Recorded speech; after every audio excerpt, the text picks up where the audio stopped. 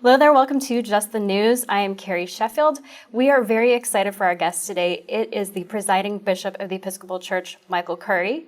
And I do have to let our viewers know that I have a personal bias. I think that he is a spiritual giant. And one of my sponsors when I was baptized Episcopalian in December 2017 works directly for Bishop Curry, and his name is Charles Robertson, and Reverend Chuck gave me a copy of one of Michael Curry's books called Crazy Christians, A Call to Follow Jesus, that was instrumental in my baptism. So I need to let our viewers know this just because I do have that personal relationship, and I am a huge fan of his work as a spiritual leader. Have to put that on the table, and now we're going to get down to the politics, which I think will be a little bit more interesting for our viewers. So with that, Michael Curry, thank you so much for joining us here at Just the News. Thank you, Carrie. It's great to be with you. It's always a privilege to be with you. So I know this conversation is going to cover a lot of ground. There's a lot happening with the protests and even some riots in the wake of the death of the man in Minnesota who we all know, George Floyd, and a very tragic death. The 4 officers have been charged and taken into custody around the death of George Floyd. And we've seen riots and protests erupting around the country. And I wanted to start with the statement that you and other Episcopal leaders have made that were critical of the president for going in front of an Episcopalian church, a very historic church, St. John's Church, which is across the street from the White House. And you were critical of him for holding a Bible in front of the church. And so if you could just respond, because a lot of people heard your criticism and the Episcopalian criticism of a president who is an Episcopalian as in some respects, being ashamed of a president who is an Episcopalian going and standing up, as they see it, against a terrorist group like Antifa, who is terrorizing the country and destroying Black-owned businesses, destroying property, murdering cops. We saw the death, for example, of an African-American police chief in St. Louis in the wake of these riots. So to have a president standing up for law and order, what would you say in response to people who are really upset about the pushback? Sure, Carrie. Now, there was a lot in that question. Sure. but you know, and one of the things that I think is important to say, and you and I have this kind of relationship where I love and respect you as my sister and always will. And sometimes we agree and sometimes we disagree. And that's okay. That's the American way, actually. And I really thank you for that. It's an enormous gift to all of us. Let me say my concern about the president standing before St. John's and holding up the Bible. One, it really was a photo opportunity. Now, again, there's nothing wrong. Politicians do photo ops all the time, but why do it at a church and hold up the Bible? And I have to say that I had particular concern that just before that, the protesters, who I have to tell you, I wasn't there, but members of my staff, there was one member of my staff in particular, who was actually there. And this is a quote. She said it was a really boring protest. There was nothing violent. It was peaceful. It was not, there was no danger. And the people were moved forcibly. Rubber bullets, pepper spray. They were moved so that the president then could go and stand in front of the church and hold the Bible. I have problems with that. Because when you open that Bible and read it, Jesus says, "Blessed are the peacemakers." And that wasn't a peacemaking act in that moment. Well, and the White House has responded to that and said that and everyone has their vantage point, but they have said that the protesters were throwing projectiles at the police, and indeed the church itself had been firebombed by protesters. And so the president retweeted a comment today saying that it seemed like some of the Episcopalians basically were more upset that the president was trying to stop a church from being firebombed again than the fact that the church was actually firebombed. So what's your response to that? Well, I again, they have the right to their opinion. I have mine. But let me go to my second point about my concern about the president standing in the church just holding a Bible. I would have this objection, whether it's a Republican or a Democratic president, using the church as a backdrop and using the Bible as a prop for a picture. If the president had gone over to the church and knelt down and said a prayer and turned around and looked at the cameras. I mean, he is the president. He has influence that none of us have. If he had looked at the cameras and said, we agree and disagree on a lot of things, and you don't have to agree with me. I'm not asking that. But I do want to ask you, as the American people, to pray with me. I want to ask you to take a moment of silence and everybody pray in your own way, but pray that God will help us to find our way and that God will heal our land. Kerry, if the president had done that, he would have had my support. But he didn't do that. And so that's why Well, I do know that he has had many prayer sessions at the White House. And in fact, I was just at one about 2 weeks ago or so at the White House where he invited faith leaders from across the spectrum, Catholic, he had Hindu, he had Protestant, he had the whole range of folks giving their prayers on the grounds, on the White House grounds in the Rose Garden. So certainly he has been a president who has certainly multiple times, he's gone to every prayer breakfast. He certainly has invoked the need for prayer. But that's not what he did when he went over to the church. All he did was go over to the church, stand in front of it, turn around, hold up the Bible, and let people take pictures. That's all he did. Now, I don't know. I can't read what was in his mind. I don't know what was in his mind. I can't read what was in his heart. I do not judge. God is the judge of all of us. So I don't get in. That's way above my pay grade. So I'm not judging what's in his heart. All I can do is discern what I saw. And what I saw was the president go in front of a church, hold up a Bible, and take a picture. That's called a photo op. If he had assembled religious leaders to pray with him, to pray over him, or pray, that's fine. Actually, I'm with you on that. But that's not what happened. So then what would you say to Senator Ted Cruz from Texas? He said, I am glad the president led by going to St. John's Church, a historic church in our capital city that was firebombed by terrorists. It was important for Trump to be there and say we will not be cowed by terrorists. And the White House then also compared President Trump to what happened with George W. Bush touring the grounds of the rubble of 9/11. And she gave some other examples to say that there are moments when there is symbolism to show strength and to show that a country is not going to be intimidated by those who wish to cause destruction and death. Well, when George W. Bush went to the ground side of the World Trade Centers, he spoke. And everyone understood why he was there. He was there to reclaim that space and to say to the American people, we will stand up. We will stand up. President Trump went over to the church and didn't say anything. He lifted up the Bible and took a picture. The only expression of what was going on in that moment was a picture was taken. He didn't explain. He didn't go over and make an explanation on the site. After the fact, there were explanations. But let me say this. Here's what concerns me. And it was in my statement. We need it doesn't matter who the president is. We need our leaders, our political and public leaders, to help us to become the best that we can as the American people, to lift us up to the highest values and aspirations that do make this country great, to actually bring us together, to unify us, and to help us find a way, even with all our differences and divisions. And that didn't happen that night. Well, the president had given a statement just prior to walking over where he did say that our hearts are very much with the family, and that he had said right before walking over that he had just spoken to the family of George Floyd. And he had said that he explained all of this, that he was going to have a robust defense against terrorism and looting. He said all of those things before walking over. Right. And never explained why he was walking over before going. There were explanations after the fact. He said he was going to a historic site, but let's move to the next question I have for you. Okay. I appreciate your responses. This is why we're having it. And to your point on leadership, I think the president would agree. We certainly want our leaders to be unifying and to show that we're all one. Sure. In terms of the life of George Floyd and what was happening in his life at the time, he was stopped reportedly by the police for allegedly counterfeit bills, that he was allegedly trying to pass a counterfeit bill, which is a crime.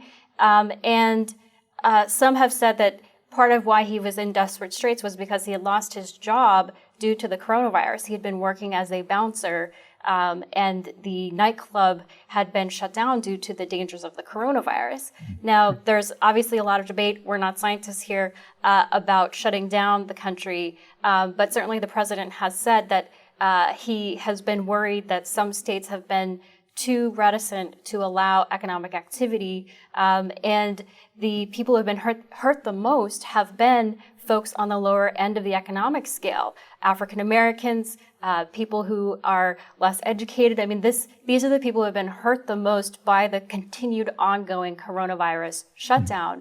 Do you think there is truth to this, that perhaps George Floyd would not have been in such an economic strait if the United States had been more open to protecting these struggling communities? All that you said may or may not be true, but it has nothing to do with a man putting his knee on another man's neck and basically choking him to death. There's a lot that you said that we probably might agree with, but that has nothing to do with the fact that he was murdered by a law enforcement officer. Now, Sure. and that's wrong.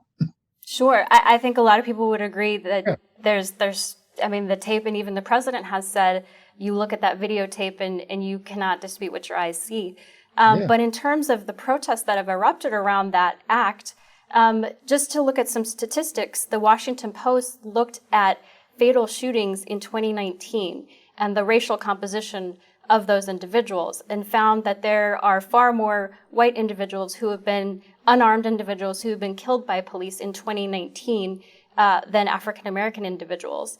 And when you dig into those individuals who are African American who were killed in 2019, reportedly 5 of them had in some way attacked a police officer, whether trying to drive at them or to fatally attack the officer in some respect. There have only been 2 out of those 10 cases in 2019 where an officer has been charged. And so the question I have is, you have the potentially billions or maybe even trillions of economic activity that have been lost because of these protests, because of something that arguably has not happened very often, and yet you see these media reports who are blowing this out of proportion. Carrie, I'm 67 years old. And when I was a teenager, this would have been in the mid to late 1960s, after a series of riots, I was growing up in Buffalo, New York. A riot there started, and the Watts riot that preceded it and several others happened after instances of use of excessive force by the police. I'm 67. When I was a teenager, this kind of thing was happening then. And it's still happening. And so we need reform of law enforcement. God love our police. I'm not anti-police, but we want them to protect and serve. I believe that's the slogan on many of their badges, to protect and serve. We want them to protect and serve all of the American people, but we want them to do it in ways that are just, in ways that are as humane as possible in the context in which there is no need for a chokehold in this world and society anymore. There is no need for a man to kneel down and have his knee on another man's neck. This excessive force was being used in the 1960s when I was a kid, and it's still happening today. If it happens once to one person, it's happened too often.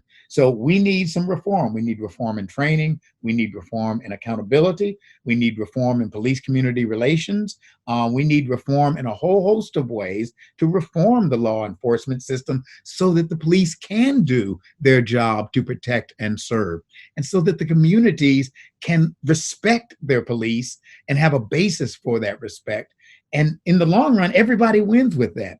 But we've been trying to get this kind of reform, and it's been opposed and delayed for years, since I was a teenager. My father was an Episcopal priest.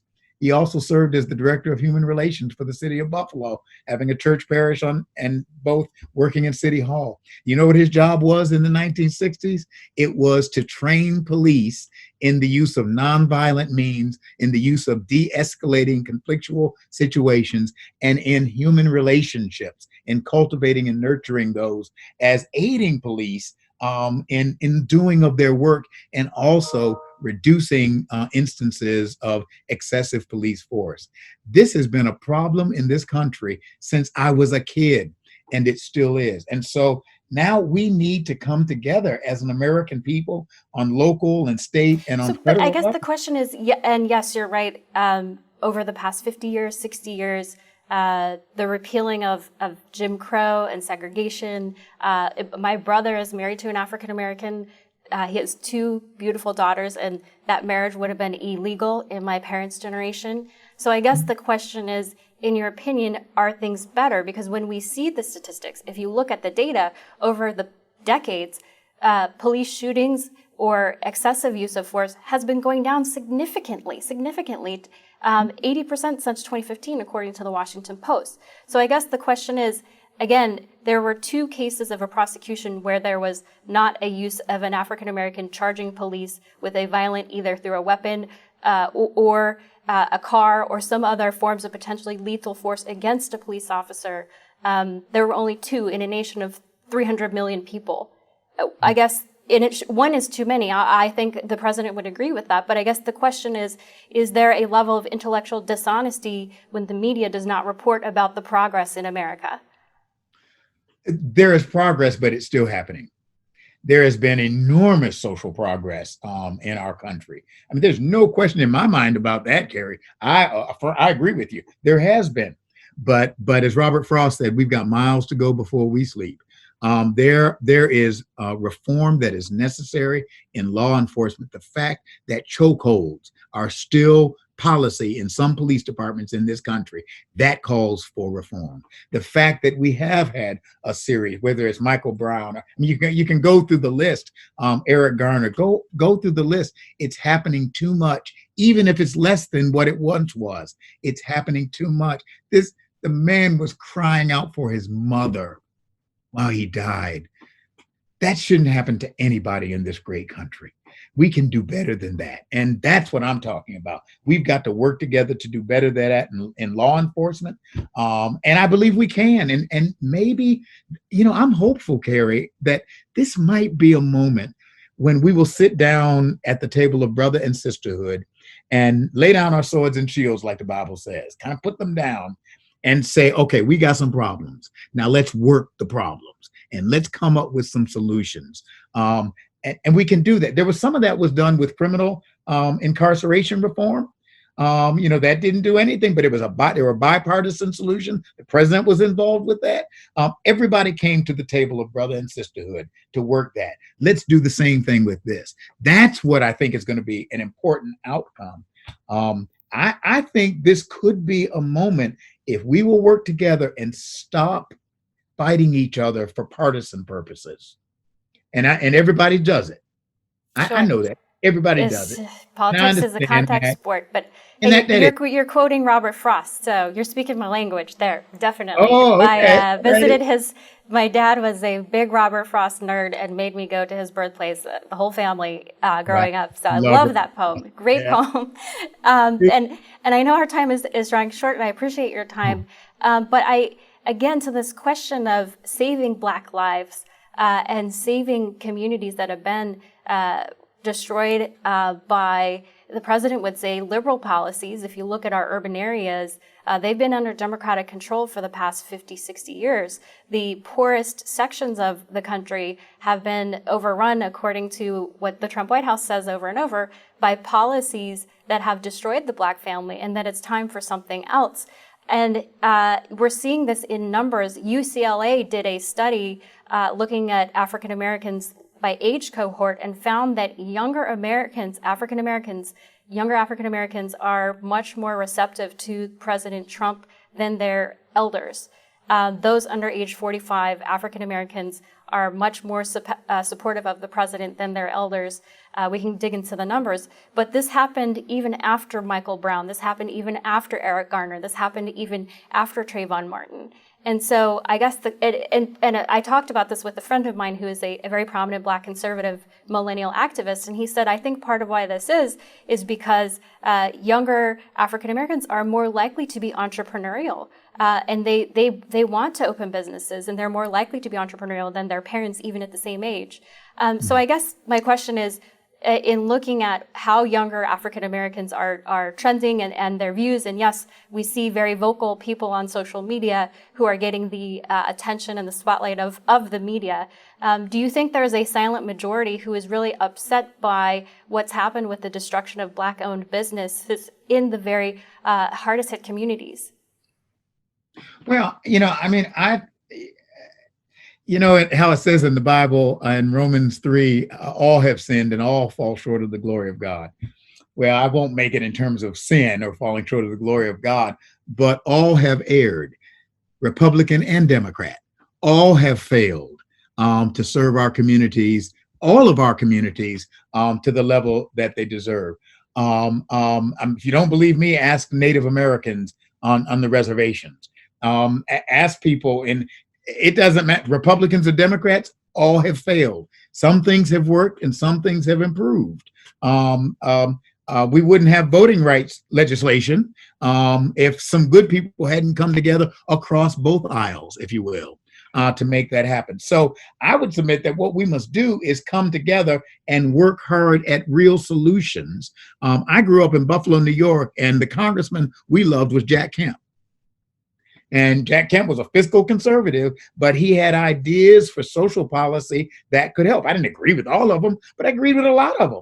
And I think if we're willing to come together as a nation, to lay down those swords and shields, put them down by the riverside, come to the table and really work the problems for the good of America. Carrie, you've heard me talk about love before. You're very famous for that. Okay. But I am convinced that until we are willing as a nation to make a commitment that we're going to love each other first. And love is not a sentiment. It is a commitment. It is a commitment to a way of living that seeks the good and the well-being of others as well as myself. And if I'm willing to make that commitment as Michael for you, and you're willing to make that commitment as Carrie for me, and we are willing to make that commitment, that's how we're going to live as a nation, that we're going to seek the good and the well-being of each other. Now, we're going to have different opinions as to how to do that, but if we're willing to start with that as our basis for everything we do, then we may find that we actually have more common ground than we have different ground. We will have things that we disagree on, and we'll figure out how to negotiate that. But that's not where we are. If maybe you already are friends with him, but I know Jack Kemp's son, Jimmy Kemp, and if you ever want to get in touch, maybe we can have you all have a dialogue. That would be very interesting. Yeah. And so I want to ask you with one last question, and on this issue of, again, saving lives and protecting vulnerable people and spreading love to protect people. A Harvard professor who is the youngest Black tenured Harvard professor in the college's history. He's an economics professor. He has research that I just reported about showing how when these very high-profile cases like a Michael Brown or an Eric Garner, when they become national moments of tinder and protest and violence, that in the aftermath, what happens is that the police become reluctant to serve the community because they're scared about what would happen. And what ends up, according to his calculation, in these very high-profile cases, there was, by his calculation, again, 1,000 Black lives that have been lost because police were afraid to police and do their job because of the scrutiny that was happening. And what was interesting was that he also looked at the homicide rates for similar cases, similar circumstances that did not have the intense scrutiny and the rioting. And so I guess my question is, do you think those who make these instances, which are statistically far less likely to occur than a generation ago and are far less likely to occur with a black individual versus a white individual. Do you think that there is some onus of responsibility against those who are inflaming these protests, whether it be people in the media, people who are condemning cops, people who are basically, according to this research, taking Black lives? Yeah, I'm not sure that I fully understand or agree with the research, but I haven't read it, so I can't. I don't know the answer. I don't know the answer to that because I haven't seen that data. But with this much I can say: the fact of the matter is, Eric Garner was killed by the police. Fact of the matter is, Michael Brown. The fact of the matter is, Trayvon Martin. Fact of the matter is, Mr. Floyd, George Floyd. I mean, those are realities. The fact of the matter is that this has been going on since I was a kid. There has been excessive use of force by lawful authority. And we have to find a way to eradicate that, to reduce that as much as possible. This much I do know, and I'm a priest, not a policeman, but I do know this. There is such a thing called smart policing. And that has to do with training and smart policing, deploying police in developing community relations plans, actually in areas where they have actually had police officers in neighborhoods, on the streets, walking the beats in many respects, riding the bikes. They have actually seen reductions in crime. They've actually seen the neighborhoods and the police coming closer together. So there are smart ways to police that actually allow the police to do their jobs, minimizing the use of violence, learning how to de-escalate situations that can help the police to do their jobs. So it's not just a matter of protesting. You have to protest to get attention. That's a cry for help. That's what's going on there. But then we've got to sit down and figure out, how do we have smart policing that is based in communities, that's based and built on relationships. Carrie, when there's an absence of human relationships, God help us, because then anything becomes possible. Then I demonize you and you can demonize me, because I don't know you as a person, as a fellow child of God. But when police know their community and the community know the police officers who are in their neighborhood, that does change the chemistry. We need to change the chemistry so that everybody is safe and so that this doesn't happen anymore. All right. Well, I am grateful for your human relationship. It's been a pleasure to have you. We appreciate your time. Michael Curry, Presiding Bishop of the Episcopal Church. Hope to see you again soon. Sure thing, Carrie. God bless you. Bless you.